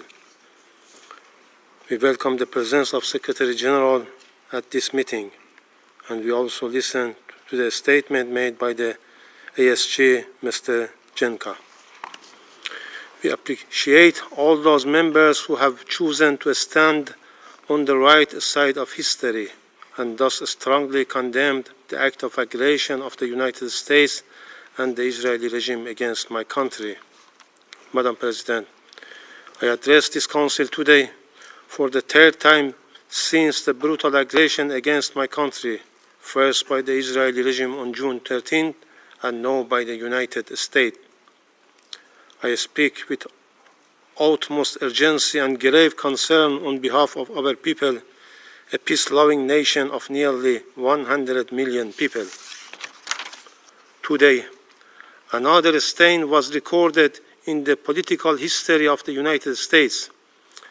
After the illegitimate Israeli regime failed to do the worst dirty work, Trump was forced in the early hours of Sunday, June 22, to personally carry out the most sordid part of this vile agenda. Once again, the internationally wanted war criminal Netanyahu succeeded in hijacking U.S. foreign policy, dragging the United States into yet another costly, baseless war. America has once more recklessly chosen to sacrifice its own security merely to safeguard Netanyahu. Once again, the world has witnessed the blatant corruption of the U.S. political system and its leaders. As an independent, peace-seeking nation, the Islamic Republic of Iran had repeatedly warned the warmongering U.S. regime to refrain from stumbling into this quagmire. Even now, Iran reserves its full and legitimate right under international law to defend itself against this blatant U.S. aggression and its Israeli proxy. The timing, nature, and scale of Iran's proportionate response will be decided by its armed forces. Throughout history, the resilient and united Iranian nation has withstood deeper wounded and faced more vicious enemies, and this time too. It will show its dignity, strength, and greatness to the world. Over the past 10 days, the Israeli barbaric assault, the international bodies, including the UN Security Council and the International Atomic Energy Agency, have been provided with all the necessary information and warning. Yet, they have proven once again that the so-called 8 decades-long quest to prevent war and aggression is hollow and powerless in practice. Madam President, history will not forget these tragic days. It is profoundly heartbreaking that a peace-loving country, one of the founders of the United Nations with over 5,000 years of culture and civilization, responsible party to the UN Charter and the NPT, and non-nuclear weapon state, has been under armed attack by an illegitimate regime, no by its chief backer, the United States, but possesses thousands of nuclear warheads. The United States, a permanent member of this Council, the depositary of the NPT, and the only state that has ever used nuclear weapons, murdering millions in 2 cities, has now once again resorted to illegal force, waged a war against my country under a fabricated and absurd pretext preventing Iran from acquiring nuclear weapons. What a bitter and tragic irony. Madam President, this US and Israeli regime aggression is a clear and flagrant breach of international law.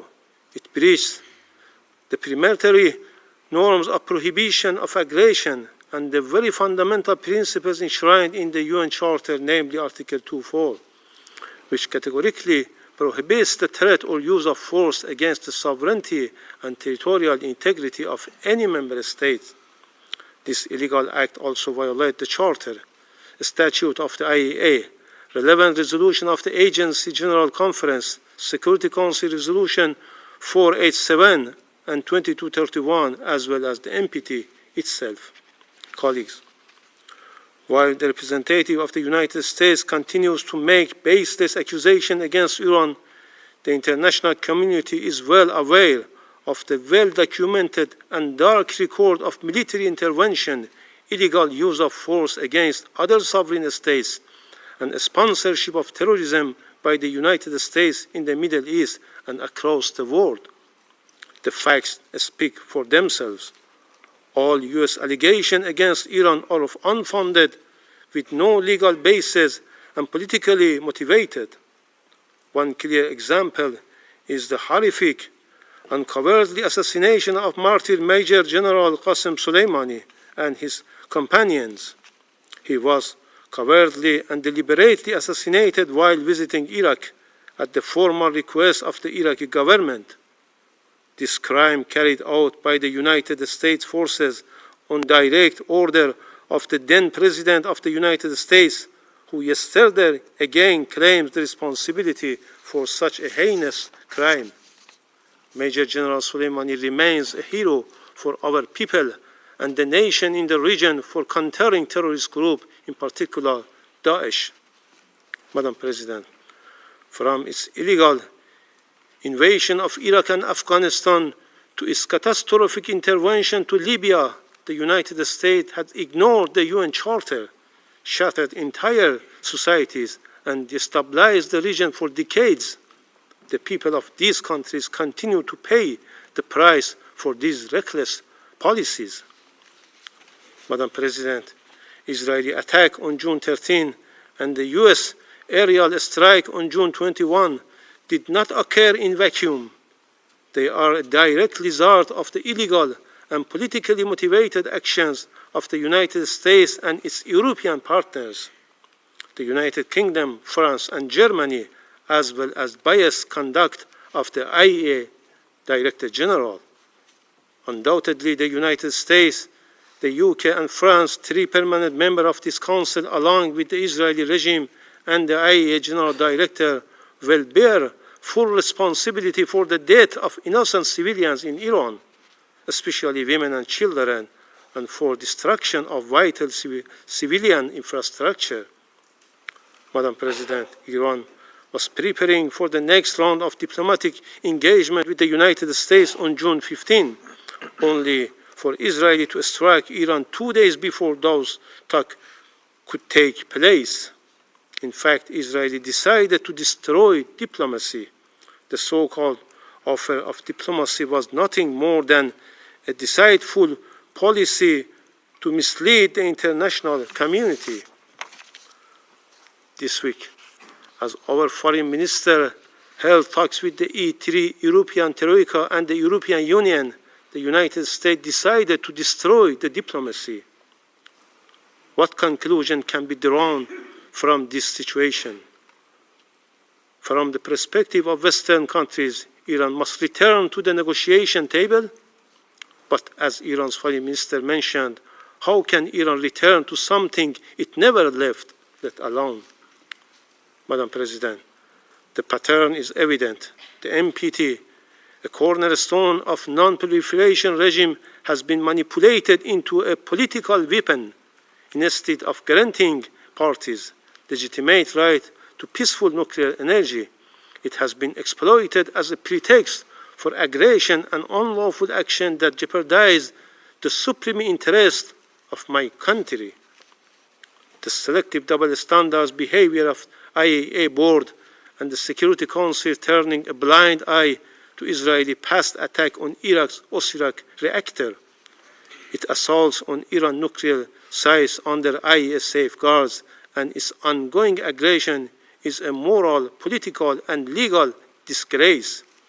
This shame will forever tarnish the credibility of these international bodies. With such blatant bias, there is no assurance that the other NPT member will not face similar aggression.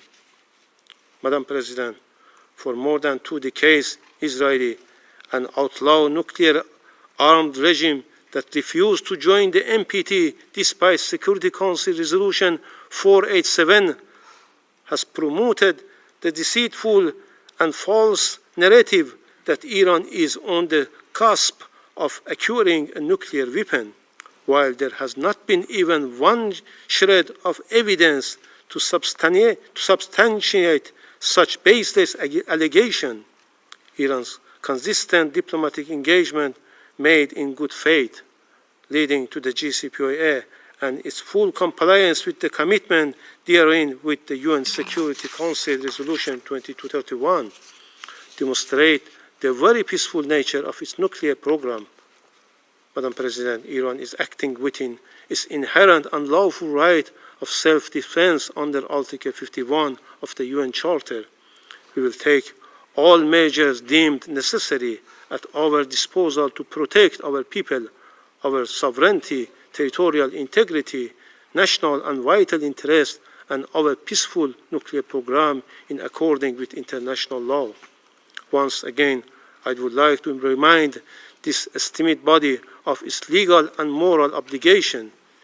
If this Council and the United Nations built to maintain international peace and security fail to act at this decisive moment, they will forever lose their credibility and relevance.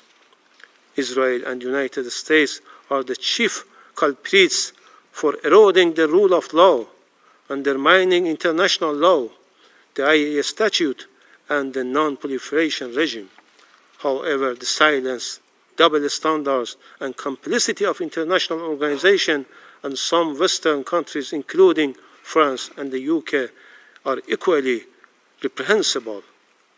The UN Security Council should immediately act under Chapter 7 of the United Nations Charter to redress such injustice and gross violation by strongly condemning the blatant aggression, violation, and heinous crimes committed against the Islamic Republic of Iran, adopting effective enforcement action against the aggressor, hold the United States and Israeli regime fully accountable, place the Israeli nuclear facilities under agency safeguard. This is a historic test for this Council, for the United Nations as a whole. Every state and every responsible actor must rise to this occasion and condemn without ambiguity. These blatant crimes, failure to do so, will lead to the gradual decline of the very aspiration of the non-proliferation regime and normalize a dangerous precedent when might, our rights, right, and where the fundamental principles of the UN Charter are trampled without consequences. Madam President, distinguished colleagues, we stand at the crossroads. Let us be the moment we put an end to impunity, the moment we uphold the principles on which this Council was founded. This Council must act decisively. Silence will be complicity in these crimes. If this Council fails to act and condemn this blatant aggression, the stain of complicity will forever remain on its conscience as it does with Gaza. I thank you. I thank the representative of the Islamic Republic of Iran for his statement, and I give the floor to the representative of Israel. Thank you, Madam President. First, I would like to thank the Secretary General, ASG Yancha, Director General Grossi, for your remarks. Madam President, last night, history changed. The United States of America struck Iran's nuclear sites at Fordo, Natanz, and Isfahan. The United States, the leader of the free world, removed the greatest existential threat facing the free world. Just like our Operation Rising Lion, this was not a war of choice. This action was a necessity.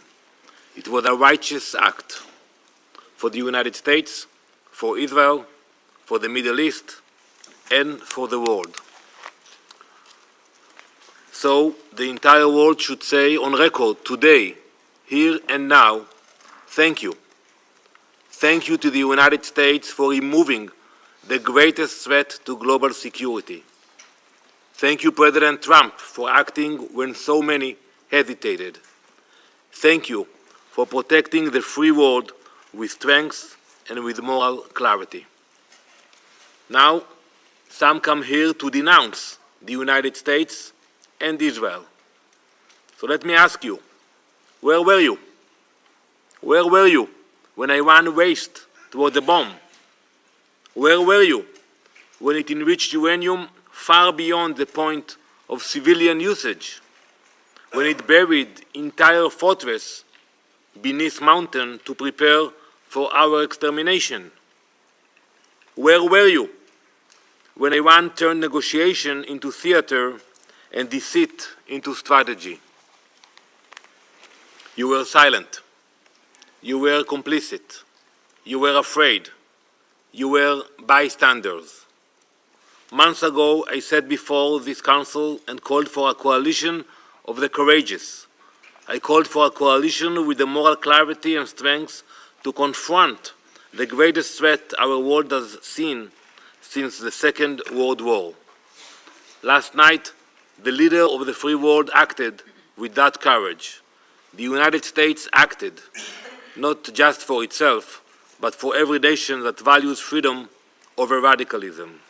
For every nation whose children deserve to grow up without the shadow of a nuclear disaster hanging over their heads. Now, the world must follow suit.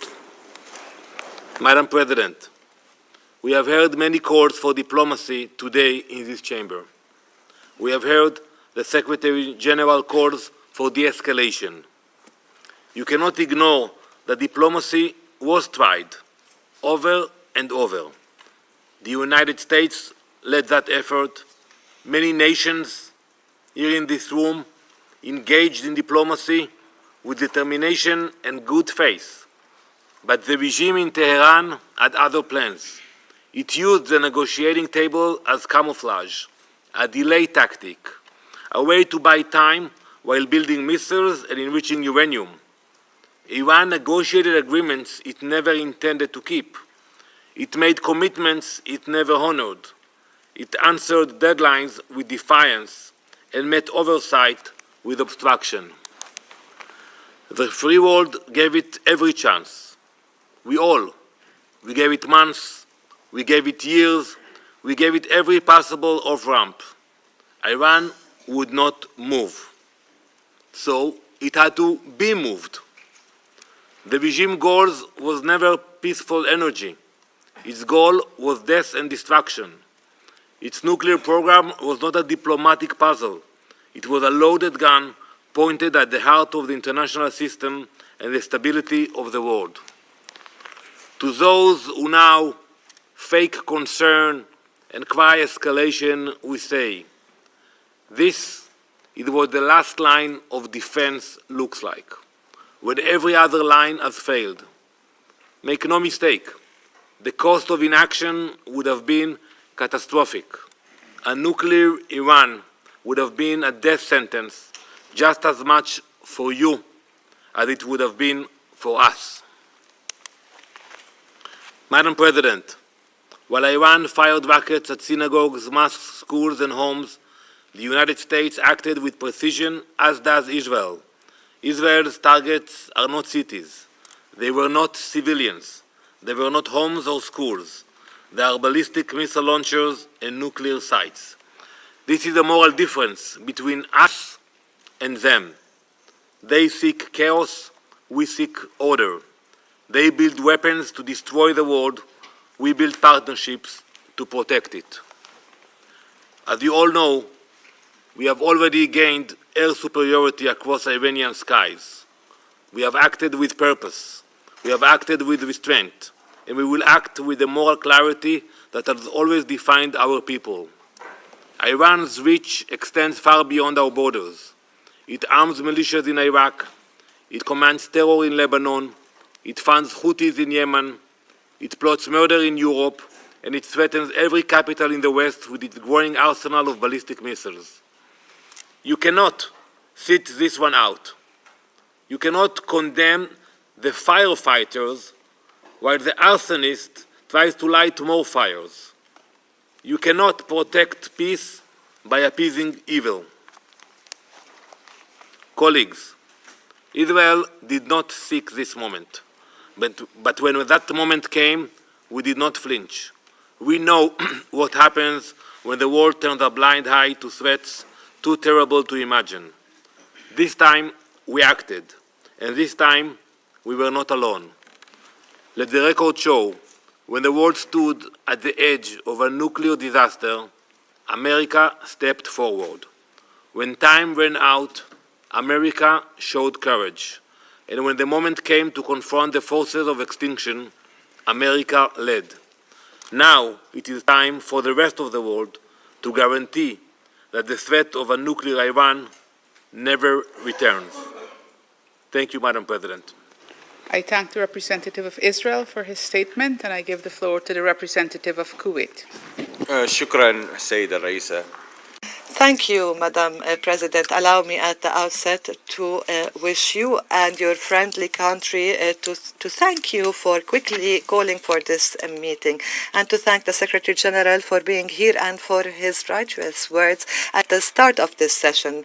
I also thank Mr. Miroslav Rensha and Mr. Grossi for their valuable briefings.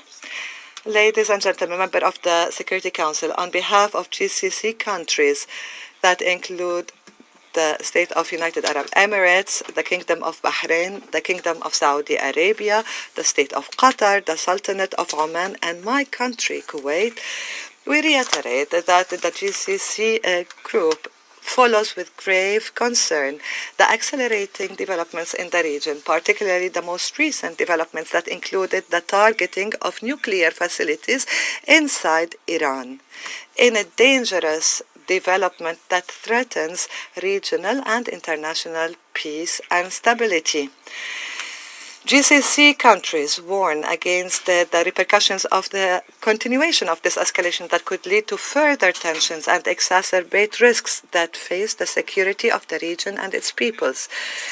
We call for an immediate cessation of military actions and exercise of maximum restraint, avoiding anything that could lead to a spillover of this conflict, while reiterating that dialogue and diplomatic means are the best means to address conflicts and reach peaceful solutions. In this context, GCC countries reiterate the importance for this Council and the international community to shoulder their responsibilities fully towards stopping these violations, and to genuinely work on ensuring the respect of the sovereignty of states and the safety of their critical facilities, including nuclear facilities that are under the IAEA safeguards regime.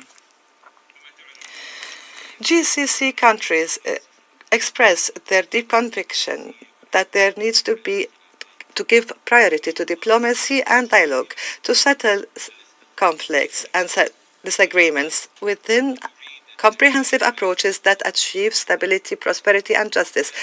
And we reiterate the importance of doubling efforts that aim at finding political solutions to put an end to this crisis and open a new page of security and stability in the region. In conclusion, Madam President, GCC countries are firmly committed to support all regional and international efforts aiming at diffusing this crisis and consolidating security and stability, and to preserve the interests of peoples in the region and the world. Thank you, Madam President. I thank the representative of Kuwait for his statement, and I now give the floor to the representative of Iraq.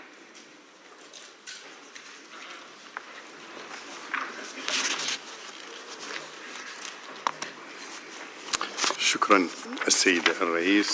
I thank you, Madam President. I thank you for and value your efforts in convening this emergency session.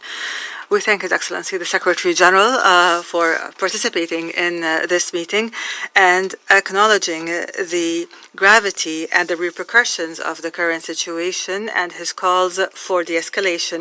We thank the Assistant Secretary General as well as the Director General of the IAEA. Madam President, the Security Council meets today in an emergency session, and it bears upon its shoulders the task of maintaining international peace and security at a time when our region is witnessing a dangerous escalation that threatens to destabilize the world and the region. Iraq speaks in a moderate voice and expresses its extreme concern over the accelerating and dangerous developments that the region is witnessing, at the forefront of which is the ongoing military escalation and the ensuing military attack against 3 nuclear reactors in Iran. And we believe in Iraq that this attack is a dangerous escalation and a direct threat to regional and international peace and security. It risks increasing the chances of conflict and the chances of the war expanding as other regional and international parties join the fray with no authorization by the Security Council. This raises serious questions on the respect for the global order that is based on international legitimacy. Madam President, the developments that the region and the current conflict have witnessed is a true test of the rules-based international system that is based on international law and the UN Charter. Unilateral actions that bypass the Security Council weaken the prestige of the international organization and keep the door open to military chaos with unpredictable consequences. Moreover, targeting nuclear facilities, regardless of the disagreements over such facilities, is a dangerous precedent that runs counter to diplomatic efforts that aim to resolve the nuclear file through dialogue and international controls, especially the role of the IAEA in this matter. Iraq confirms that targeting declared nuclear facilities is a dangerous precedent in the non-proliferation regime and the comprehensive safeguards regime, as indicated in the Resolution 487 as well as the IAEA Board of Governance. It also runs counter with Article 4 of the NPT Treaty, which guarantees all member states the right to develop and use nuclear energy for peaceful purposes within a framework of transparency and international oversight. Targeting nuclear facilities could lead to catastrophic radiation leakage that would go beyond the borders of the targeted state and would pose a direct threat to the lives of nearby human beings and the environment, including Iraq. We note the dangerous nature of cross-border radiation leakage and how it affects the countries and peoples of the region. This is a serious danger, and we warn of the dire environmental and human consequences of this. We regret to note that this military development has narrowed the timeline and diplomatic horizon for a potential peaceful resolution. Moreover, it did not give negotiations and political attempts to resolve tensions a chance.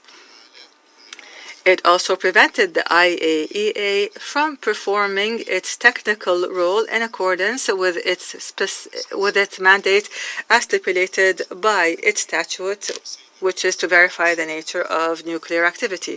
Madam President, our region and over the past decades has witnessed repeated situations of tension and instability. Our peoples have suffered from war and conflict that have brought death upon the people and destruction upon the infrastructure and have obstructed development offers. We find ourselves today before a dangerous crossroads that threatens to ignite a comprehensive and all-out regional war, with the ensuing violation of the sovereignty of states through repeated violations of their airspace and territories as neighboring states, with the catastrophic economic impacts of that, as global supply chains are experiencing severe disruptions. and the economies of the region are facing major challenges. And as threats continue to endanger maritime passages, which are the lifeline of international trade and the economy of states, Iraq, and based on its geographic location and regional role, is directly impacted by these developments. We have recorded repeated violations of our airspace by the conflicting parties. We consider this a violation of the sovereignty of Iraq and a violation of international law and the United Nations Charter. We renew our firm belief, our firm rejection that Iraq absolutely rejects the use of its territories or airspace to carry out military operations that harm the safety and security of any state in the region, regardless of the party involved or the purposes invoked. In closing, Madam President, Iraq stresses the need to reinstate trust in joint international action. The Security Council must once again be the main forum where crises are handled. We stress the importance of respecting the sovereignty of states whose territories and airspace must not be used in any military confrontation without their consent. Iraq calls for bolstering diplomatic solutions and for activating negotiations and for learning from the lessons of past crises in the region. Iraq calls for the protection of civilians from any military action that affects them directly or indirectly. The peoples of our region are looking to this council and expecting it to shoulder its historic and legal responsibilities at this crucial juncture, so that wisdom and dialogue would prevail, so that we must work together to lay down the foundations of stability and peace in the region, foundations of justice and the respect for international law and international humanitarian law. We call on all parties to avoid further escalation and to return to serious and responsible dialogue in order to maintain the stability of the region and the world. I thank you. I thank the representative of Iraq for his statement. There are no more names inscribed on the list of speakers. The meeting is adjourned.